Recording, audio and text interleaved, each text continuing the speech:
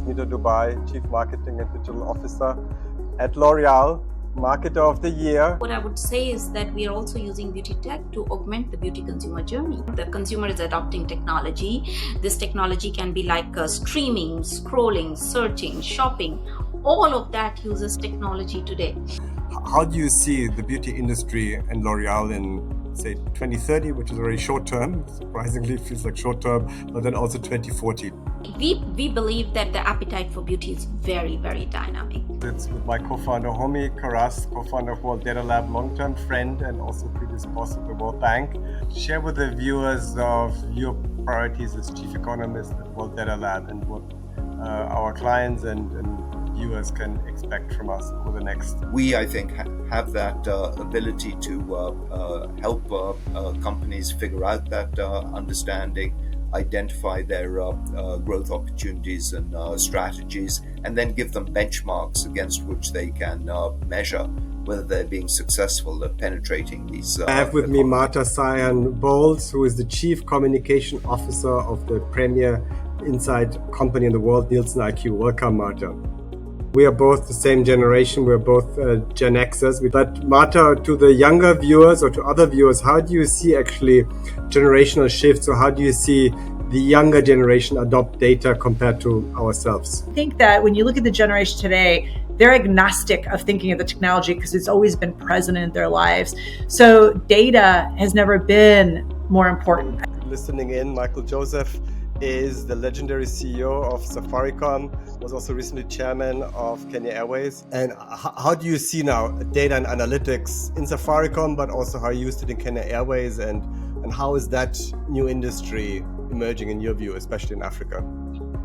Look at any industry that we're in. I mean, it doesn't matter if it's the airline industry or the telecoms industry or the banking industry.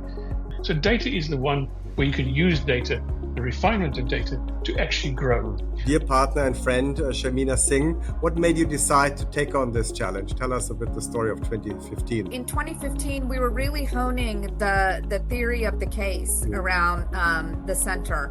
We engaged in deep research and building an evidence base around what interventions were needed in the space.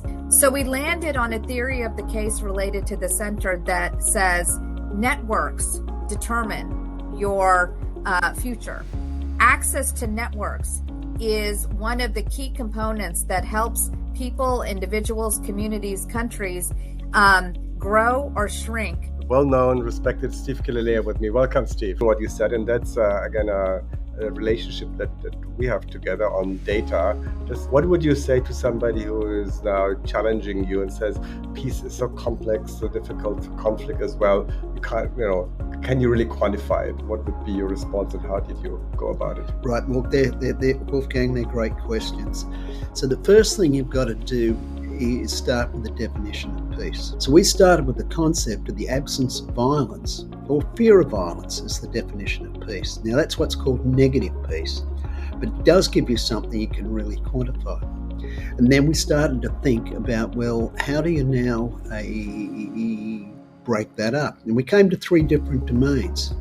So the first one was internal safety and security. The second one's ongoing conflict. And the third one's militarization. This is a special edition with Professor Jesus Crespo, head of the Department of Economics here at the Vienna Economic University, University for Business and Economics. How would you respond and navigate through these extremes when people think we are in new times now?